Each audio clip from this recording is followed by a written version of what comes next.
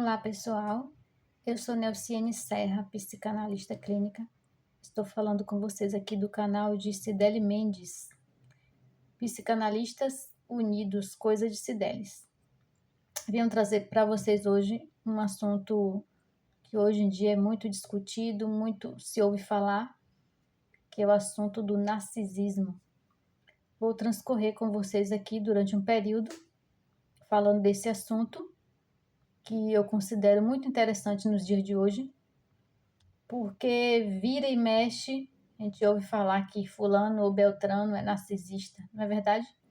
Nas redes sociais sempre tem esse assunto bem desbravado, e hoje nós vamos falar dentro de um contexto psicanalítico, né? Como que a psicanálise se apropriou desse mito. Então, hoje eu quero trazer para vocês a história de Narciso. E é aí que Freud pegou esse mito, se apropriou deste mito, pegou emprestado para estudar e desenvolver uma estrutura da psique. Então, vamos lá. Você sabe que esse termo nasceu de um mito grego. E quando Freud pegou esse mito, né, emprestado, ele não estava falando de vaidade, estava descrevendo algo mais estrutural, como eu disse, né, da estrutura da psique. Como cada um de nós se relaciona consigo mesmo antes mesmo de aprender a amar uma outra pessoa.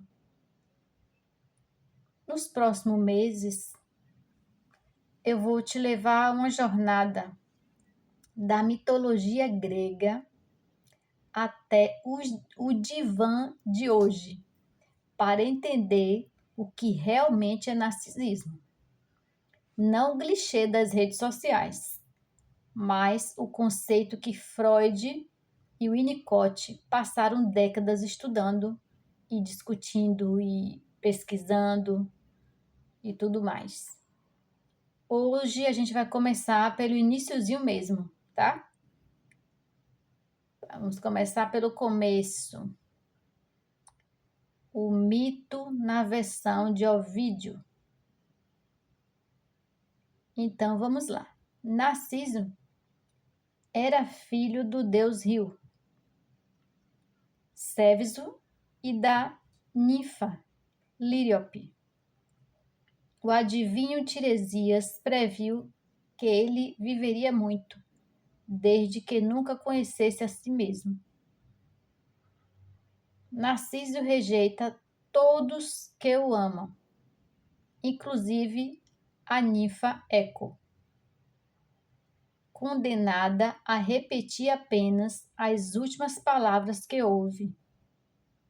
Não é? Quando a gente grita em um lugar fechado, numa gruta, a gente grita, né? Narciso! Aí o que é que volta? Oh! Só a última palavra. Por isso que deu esse nome.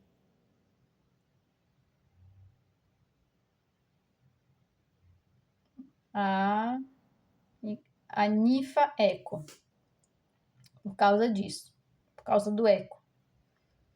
Como punição de Nêmesis, a deusa da vingança, Narciso se apaixona pelo próprio reflexo em uma fonte, incapaz de afastar ou possuir a imagem, definha e morre ali. Ele nem se afastava da imagem e nem conseguia pegar a própria imagem, né? Então ele fica ali meio que admirando, idolatrando, endeusando. Até onde isso é saudável? Você consegue identificar? até onde isso é saudável e até onde isso passa a ser uma patologia? Vamos lá. O mito não é sobre se achar bonito, é sobre a impossibilidade de sair de si mesmo, de reconhecer o outro como separado. Isso já é uma pista do que a psicanálise vai desenvolver depois. Por que Freud pegou esse nome emprestado? O termo já circulava antes de Freud,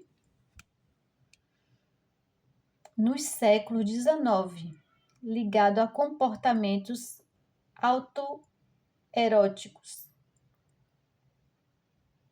Freud, em 1914, escreve sobre narcisismo, uma introdução. Texto que marca uma virada teórica importante. Ficará para o próximo episódio. Mas lá na frente nós vamos discutir, vamos explanar mais esse assunto. Freud usa o mito não como diagnóstico, mas como metáfora estrutural. Existe um momento no desenvolvimento em que a libido, a energia do desejo, está voltada para o próprio eu, antes de se dirigir ao outro, objeto de amor.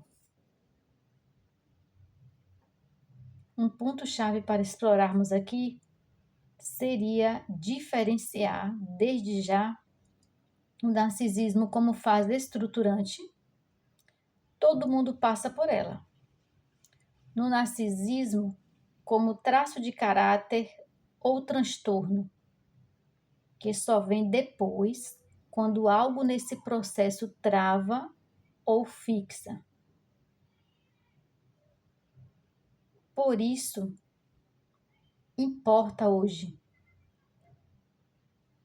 O uso popular da palavra narcisista virou quase um xingamento nas redes sociais.